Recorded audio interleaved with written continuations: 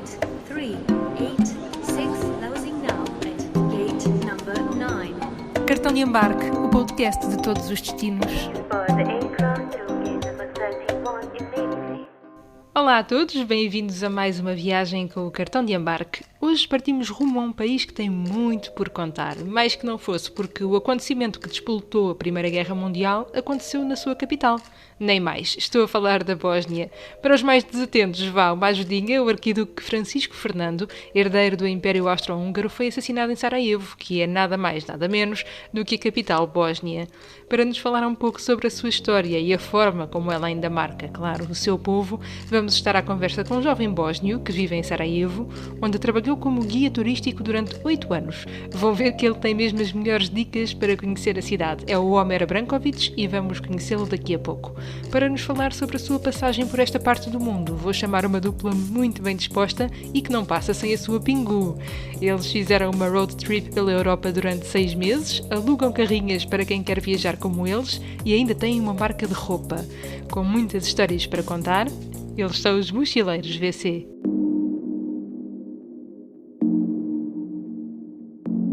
Há imensa gente que nos chama mochileiros você, mas o VC é de Vila do Conde e é uma coincidência engraçada porque os nossos sobrenomes também são com essas letras, ou seja, eu sou Carolina Vieira e o Pedro é Pedro Cerqueira. E então o VC pode ser Vila do Conde ou Vieira Cerqueira, que será obviamente o apelido do nosso Lourenço que está para nascer. Somos completamente apaixonados por viagem, fotografia, mas acima de tudo somos apaixonados por uma forma peculiar de viajar, que é da autocaravana. Compramos a nossa Pingu há uns 3 anos, foi a nossa prenda de casamento para nós mesmos e desde então temos feito viagens absolutamente incríveis com ela e passou a ser a nossa forma preferida de viajar e conhecer todos os cantinhos deste globo que é espetacular. Como é que têm sido estas viagens todas com a Pingu ao longo do tempo? Tem dado para aprendermos muito, tem dado para conhecermos sítios que achávamos que conhecíamos, mas afinal não conhecíamos nada. Ou seja, é uma forma de viajar totalmente diferente, mais intensa, com um contacto muito maior com os locais, com a própria natureza local, porque acabas por fazer tudo nos sítios onde escolhes, ou seja, adormeces no sítio que escolheres, acordas normalmente no mesmo sítio onde adormeceste, e só consegues ter um contacto muito próximo com a natureza e com os locais onde tu escolhes. Vais escolher de acordo com a vista, de acordo com, sei lá, com vários fatores, mas acho que é uma forma diferente e por isso é que nos apaixonou esta forma de viajar. É uma forma um bocadinho diferente de conhecer os países por uma razão simples. Quando vais de avião para qualquer lado, chegas a esse sítio, ou seja, sais do avião, vais para o hotel, conheces a cidade, regressas para o aeroporto e voltas para casa. Exato. Então tu conheceste aquela cidade, ainda que por vezes apanhes um comboio para fazer para outra cidade, conheces muito pouco dos sítios. Com a Pingu nós percebemos que conhecemos os sítios de uma forma completamente diferente e posso dar um exemplo muito fácil. Nós éramos completamente apaixonados por Itália. Porquê? Apanhámos aqui o avião, fomos para Florença, visitamos Florença, apanhámos um comboio, fomos para Roma, visitamos Roma, viemos embora e perfeito, era tudo lindo, tudo maravilhoso. Fomos de Pingu para a Itália, fizemos Itália inteira de Pingu e percebemos o quão terrorífico é a Itália. O que é que Andar foi naquelas- diferente? O que é que fez com que mudassem essa perspectiva?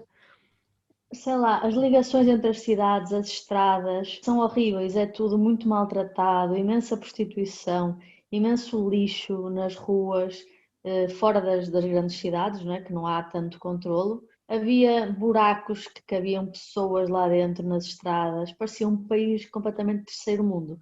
Obviamente que mais no sul, que é onde há mais máfia, mas saímos de lá com uma visão completamente diferente daquela que temos quando viajamos de carro. De avião. Mas isso aconteceu também noutros países. Viajar de carrinha é, por assim dizer, estar em contacto constante com aquele país na sua realidade mais nua e crua, não é? E isso apaixonou-nos imenso. E este ano houve também uma grande afluência, tendo em conta as circunstâncias, a este tipo de viagem em carrinha. E vocês até inclusivamente também alugam carrinhas, não é? Qual é que tem sido o feedback das pessoas? Acham que isto é de facto um modo de viagem que veio por uma infeliz razão este ano, mas que pode ficar mais dentro dos portugueses?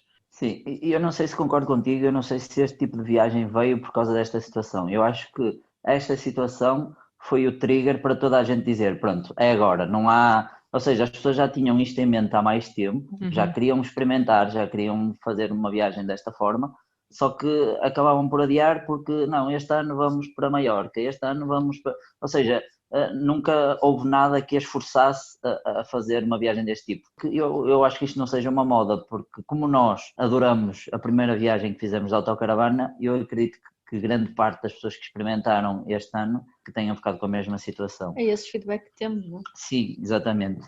E pronto, isto para te explicar o aluguer, nós quando fizemos a nossa viagem de 6 meses, um dos objetivos da viagem era mesmo esse, era assentarmos ideias, era percebermos o que queríamos para o nosso futuro. Decidimos que estava na hora de pormos as pessoas em contacto com este estilo de vida, não só através do Instagram, ou seja, dar a oportunidade às pessoas também de experimentarem a van life. E nada melhor do que sermos nós a construir, entre aspas, carrinhas ao nosso gosto, de acordo com as nossas necessidades, para que as pessoas possam ter um bocadinho da experiência que nós temos também e possamos ter tema de conversa com elas e podermos. É espetacular as pessoas que nos alugam as carrinhas mandarem-nos fotos dos sítios onde estão ou onde estiveram, que nós já estivemos lá ou que vamos visitar porque eles nos aconselharam. É uma interação muito gira e estamos a gostar muito. Falaste aí na vossa viagem que foi de 6 meses pela Europa. Como é que foi isso? Queria que me contassem um bocadinho sobre isso. Por onde é que andaram? Como é que foi? Planearam ou não? Como é que se faz assim uma viagem de 6 meses por terra? Nós decidimos que queremos fazer essa tal viagem de 6 meses. Escolhemos esse período de tempo por ser uma altura em que estava melhor tempo para a van life, ou seja, saímos de cá no dia 1 de abril e regressamos no dia 30 de setembro. Supostamente nessa altura é uma janela mais ou menos agradável em questões de meteorologia pela Europa, não é? Então subimos para norte e fizemos a costa espanhola. Depois ali em França fomos um bocadinho para dentro, ali para uma zona de Bordeaux que é lindíssima, que se chama Pedrinho? Dordogne. Dordogne. Depois continuamos em direção a norte e fomos para Calais e passamos no Canal da Mancha, passamos com a Pingu para o Reino Unido. Depois fizemos Inglaterra, Escócia, País de Gales e voltamos para cá. E depois atravessamos França toda, em direção a sul, porque o nosso objetivo era fazer a costa do Mediterrâneo. Então fizemos tudo até a Itália, fizemos a Itália inteira. Em Itália passamos de ferry para a Albânia, porque não tínhamos ferry para a Grécia. E então fomos para a Albânia, depois descemos até à Grécia. Na Grécia visitamos 2 ilhas, Zakynthos e Milos. Sempre com a Pingu. Sempre com a Pingu, exatamente. Sempre com a Pingu. Sempre. Fizemos também a parte de terra do continente grego, que é a Peloponese. E depois começamos a fazer o caminho inverso de regresso, não é? E fizemos os Balcãs todos, Albânia, Montenegro, por aí fora, Bósnia, Croácia, Eslovénia. Primeiro de tudo, antes de aprofundarmos na Bósnia, como é que foi a experiência de andar com a Pingu nos Balcãs? Porque temos um bocado a ideia, ou pelo menos há muita gente que tem a ideia, que é uma ambiência especialmente propícia a uma viagem deste estilo. Confirma-se ou não? Confirma-se a ideia que as pessoas têm, completamente. Nós, no dia em que fizemos uma história a dizer que íamos entrar na Bósnia, a malta bombardeou-nos com mensagens a dizer que vocês são malucos, isso ainda há guerra, isso há aí muito estilhaço de bala. É completamente surreal essa ideia que as pessoas têm dos Balcãs, porque não é verdade. Não estou a dizer que foi o sítio onde nos sentimos mais seguros, obviamente, porque é tudo novidade e existe realmente essa essa mística, sabes, das paredes furadas com balas e existe, mas por outro lado as pessoas são mas tão simpáticas que tu esqueces tudo, opá, não te sei explicar. Foram dos povos mais hospitaleiros que nós encontramos durante a Exatamente. viagem toda. E opá, as estradas não são más, embora o Google não, Foi pior em Itália.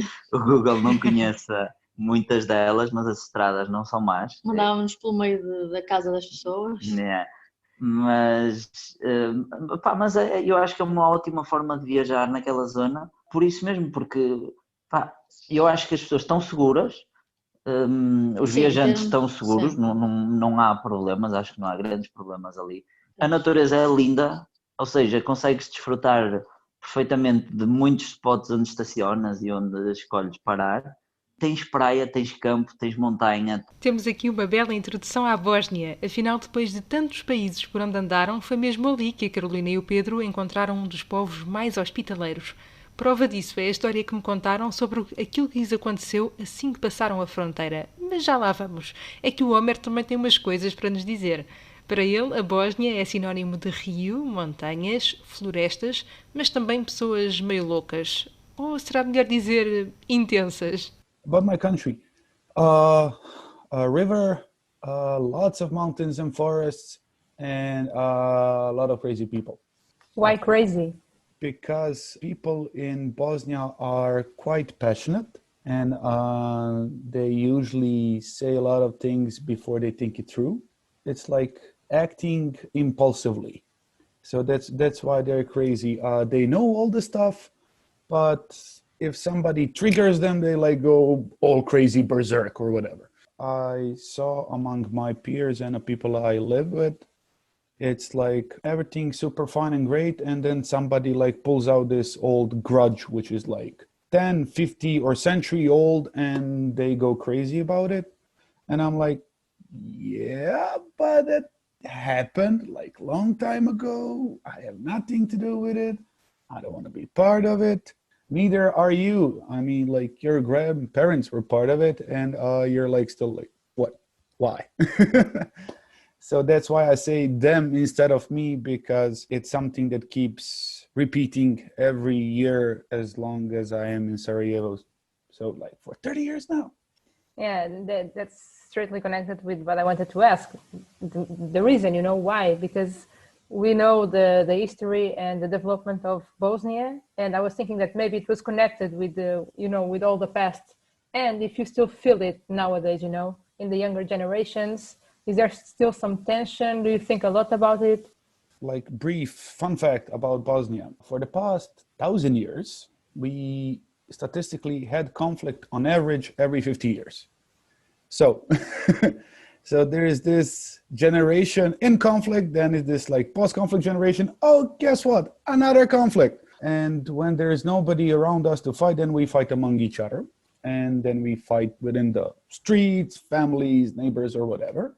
And I mean, that happened in the 90s. Now we're here and we have elections this October, which are for the municipality. And you again have like these faces re-emerging, like we want this better future. It's all up to young people and so on. But for example, in Sarajevo, there is this amount of, let's say, liberal, forward-thinking urban people who do not allow Sarajevo to become this kind of a asshole of earth, if I can say such words in an interview. If no, please redact it.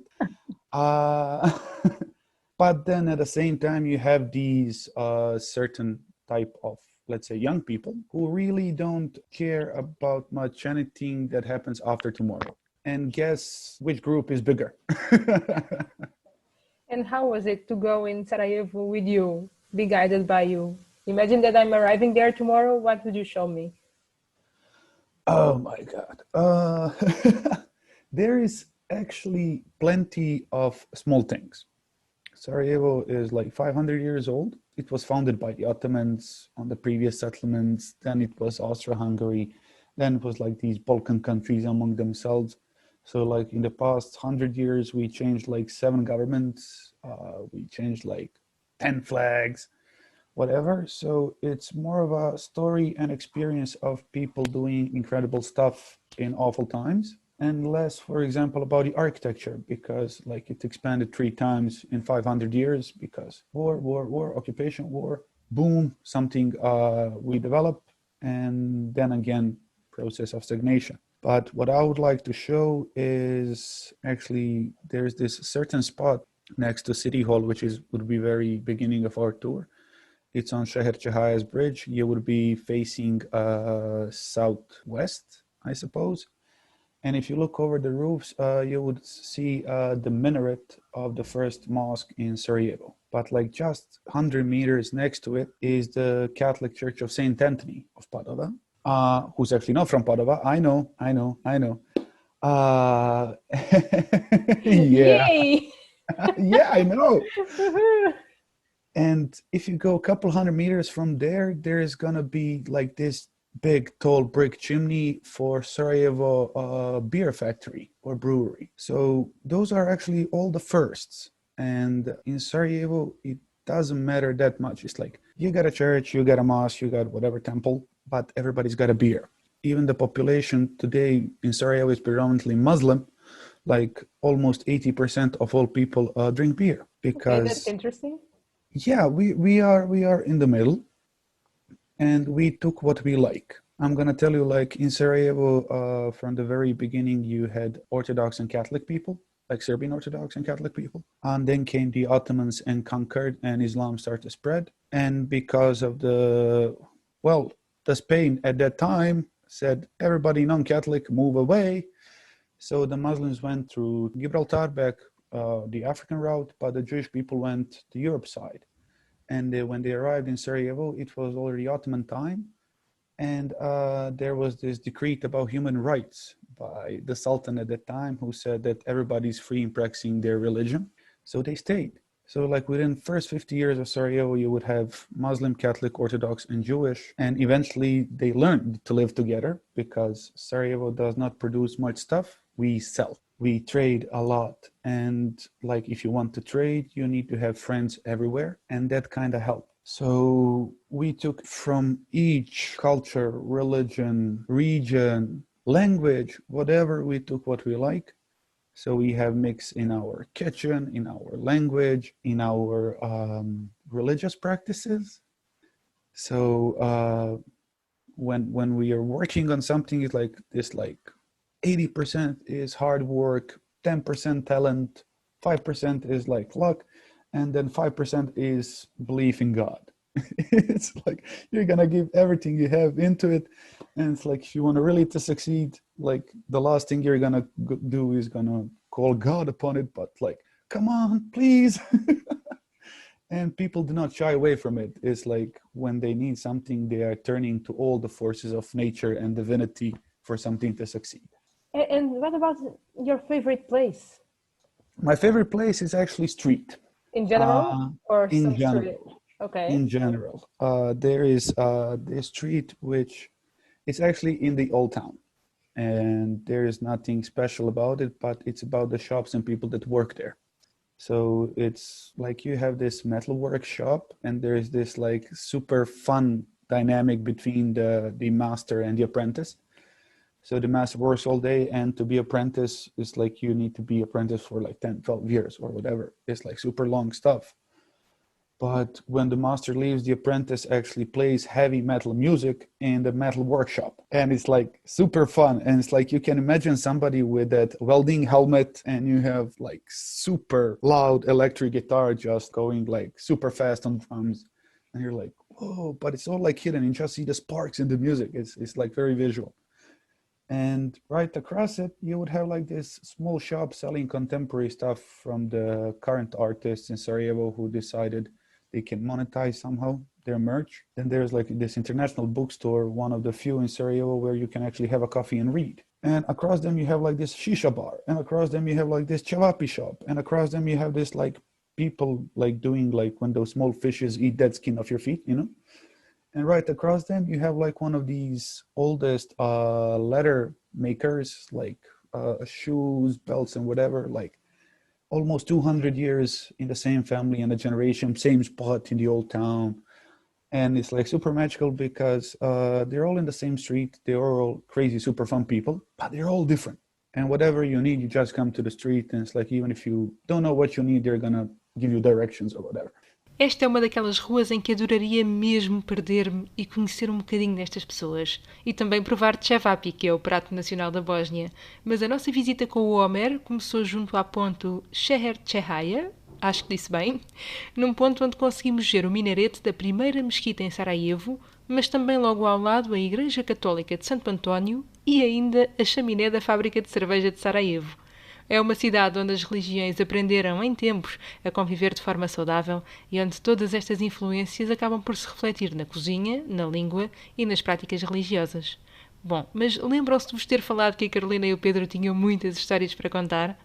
Olha, na Bósnia nós estivemos em duas alturas diferentes. Nós fomos à Bósnia numa primeira altura e estivemos lá cerca de 10 dias. E foi delicioso. Vou-te contar uma história. Nós entramos na Bósnia e ultrapassamos um caminhão porque vínhamos assim numa estrada muito secundária, no meio da montanha, uma estrada estreita. Eu tinha acabado de fazer uma história a dizer que Deus nos esqueceu da Bósnia, porque as estradas eram... O GPS não reconhecia, nós estávamos no meio do nada, completamente de género, onde é que isto nos vai levar? Pronto, porque nós imagina, não tínhamos orientação nenhuma. E imagina então uma estrada assim muito estreitinha, mal se cruzavam dois carros no meio da montanha, com sobe e desce e curvas apertadas. Então o caminhão da frente apercebeu-se que nós íamos atrás e encostou e mandou-nos ultrapassar. E eu ia ultrapassar e o senhor pôs a mão de fora a mandar-nos parar. Eu não percebi, mas... Pronto, e parámos ao lado dele e o senhor estava completamente encantado com a carrinha, a perguntar de onde é que nós vínhamos, que se tinha apaixonado pela carrinha, a perguntar se podia tirar uma fotografia. Notavas na maneira dele falar que estava, não sei, até estava emocionado o senhor a falar connosco. Pronto, e a vossa carrinha é muito bonita, deixem-me tirar fotografias, ele a tirar selfies com a Pingu, a tirar-nos fotografias a nós. Depois... E pronto, tivemos aquele contacto e seguimos a viagem. Foi durante... para aí mais uma hora e meia naquela mesma estrada, sobe e deixa e curvas, e o caminhão vinha atrás de nós, e nós olhávamos para ele e ele vinha a filmar a Pingu em todo o tempo. Sempre a filmar a Pingu. Opa, sério? Espetacular. Foi maravilhoso. E esta foi o primeiro contacto com a malta da Bósnia, que nós ficamos logo encantados, e o nosso segundo contacto com a malta da Bósnia foi logo nessa noite, quando fomos para um parque de campismo. Fomos para um parque de campismo, porque lá está... um bocadinho apedrejados pelas mensagens terroríficas que tínhamos recebido, vocês tenham cuidado e não sei o quê. Nós raramente vamos para parques de campismo, ainda, mesmo pela Europa fora, raramente fomos, e nessa altura, a malta disse isto, alguns deles conhecem, ainda certamente. Sim, e também queríamos ir a Mostar, que é uma cidade grande e era difícil estacionar a Pingu, então decidimos ir para um parque. Pelo certo, vamos para um parque de campismo, e ainda para mais os parques de campismo são baratíssimos, lá é tudo muito barato. Nós, arranjamos um parque de campismo e chegamos lá e aquilo era uma coisa mesmo familiar. O rapaz recebeu-nos, disse-nos lá onde é que tínhamos que pôr a Pingu e disse, vão indo ali para o bar, que eu já lá vou ter convosco, vou só fazer a vossa ficha e não sei o quê. E ele, não querem comer nada? Nós, não, porque nós tínhamos comida na autocaravana, não íamos estar a consumir ali no café.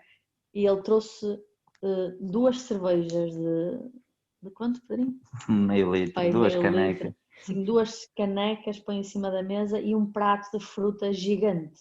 Estás a ver aquele jogo do Jenga que tu tentas tirar e para ver se não cai? Sim, o prato era assim gigante de fruta e nós, não é preciso, não sei o quê, nós temos comida. Ele, não, é por conta da casa. E nós, sério. Pronto, lá começamos a beber e tal, a comer. E nós, olha, e depois percebemos que eles tinham menus de comida típica. E nós, olha, já temos aqui a sobremesa, temos aqui a bebida. Vamos pedir comida e aproveitamos e experimentamos a comida daqui da Bósnia. Pronto, lá perguntamos a opinião e ele disse, comam aqui um prato típico e tal. Trouxe lá o prato típico. Nós ainda não tínhamos bebido metade da cerveja e o gajo, pumba, mais 2 cervejas. E nós, iguais, de meio litro. E nós, não é preciso aquele, não, por conta da casa. E eu, como é que é possível? Afinal, pagamos uma ninharia só pelo prato de comida, porque o resto eles ofereceram. A noite do parque de campismo foi baratíssima.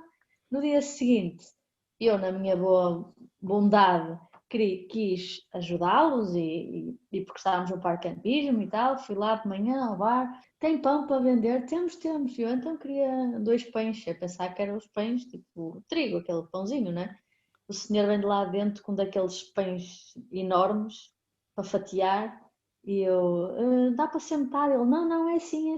E eu, ok, obrigada, quanto é que é? Ele, não, por conta da casa. Ou seja, nós fomos para o parque de campismo para ajudarmos a economia bósnia, para, sei lá, e chegamos lá e eles receberam-nos como se nós fôssemos uns reis e, opá, foi absolutamente incrível, foi super giro.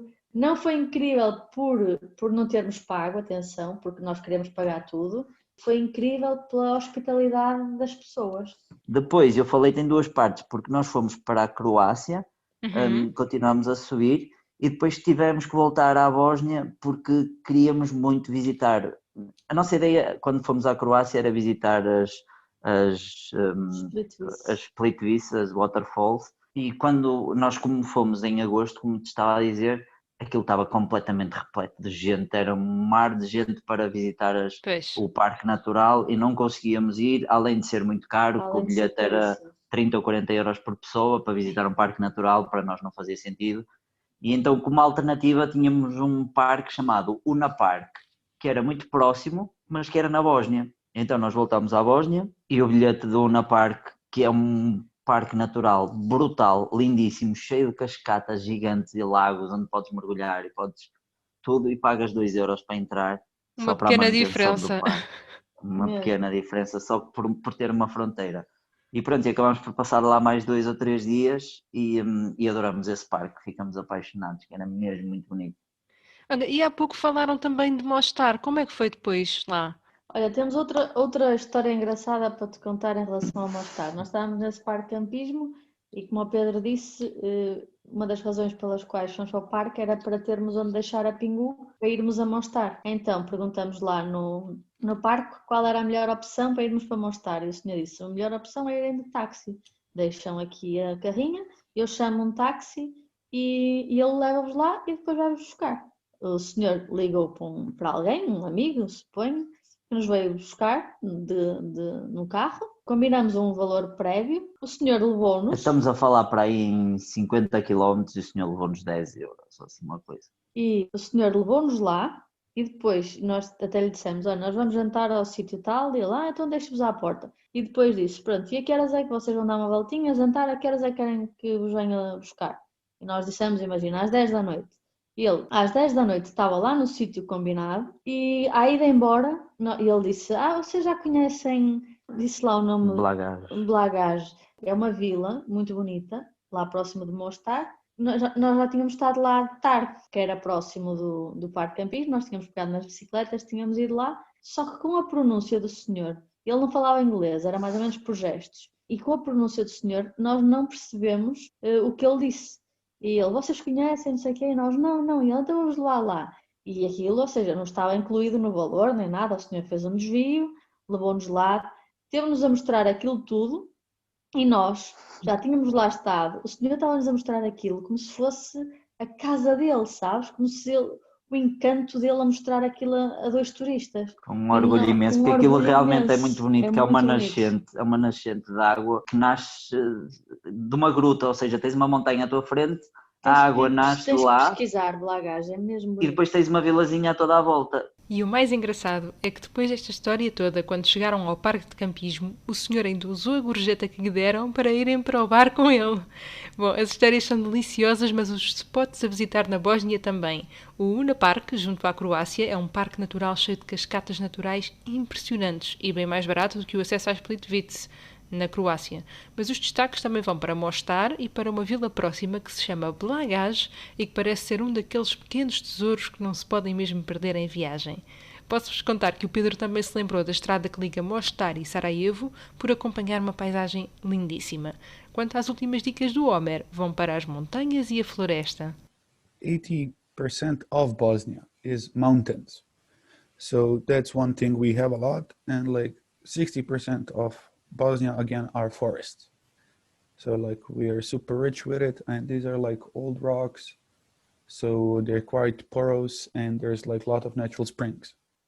So drinking water is abundant, it's really good. And just like somewhat like Rome, Sarajevo is on between 7 mountains. If you want to have like day or half a day in the forest or up in the mountains, like super easy, you can even take a cab. And it's like there's like walking spots, running spots, hiking, camping. You can go there, or if you prefer something fancy, you like take a car and go like 10 miles longer, and you're gonna have like these 4 or 5-star hotels, restaurants, pools, ATVs, I don't know, paintball, whatever you want. And if you don't want it, it's like just hike a bit and you're like away from the city. Because as soon as you get deep enough in forest, there is no sound, there is no air pollution, visual pollution, sound pollution, whatever. It's like you and the forest. And that's what actually people do. Before you spoke about the mixture of influences in the food, for example, how is your kitchen? What can we find there? Oh, you can find a lot of meat. Okay, Great. Bosnia and Sarajevo is not vegetarian friendly place. Or God forbid vegan or whatever diet there is that does not include meat. We don't have per se this really Bosnian dish. We like to call it a Bosnian pot, which is basically just bunch of vegetables and meat make a stew. But for example, there is a great first influence from the Ottomans, today Turkey. So you will find all the stuffed dolmas. So like stuffed zucchinis, eggplants, onions, potatoes, or whatever. And you're gonna find it everywhere on every table. It's super easy to eat, to make, and it's tasty. Then from the Austrian time, we get all the cakes, to be honest. The Ottomans have their type of cakes, but then you have Sachertorte und Cremeschnitte aus Österreich. So they have this influence because Austro-Hungarians were here for 40 years and they tried to modernize Sarajevo. I mean, like in 40 years, like 200 buildings were erected and it was like super crazy. And suddenly it was a fashion to wear a hat and gloves and stuff instead of previous hats from the Ottoman time. Later we have, there is like this big Jewish Sephardim impact on the food as well, because Sephardim went from Middle East, then to Spain and Portugal, and then went back to the Balkans. So they made a mix and then bring it back. So halva is practiced in the Ottoman and the Jewish culture, donuts as well. And it is like super combination of it. And then you come here and you will see like there is not many skinny people in Bosnia. Bom, depois desta descrição da cozinha bósnia, não me admira nada que os bósnios não sejam, enfim, propriamente muito magros, não é verdade? O Homer acabou de provar também que pela cozinha se conhece a história de um país. Obrigada, Homer. E obrigada também à Carolina e ao Pedro por terem partilhado as vossas histórias connosco sobre aquele que foi um dos highlights da grande viagem dos mochileiros VC. Quanto a nós, até ao próximo destino.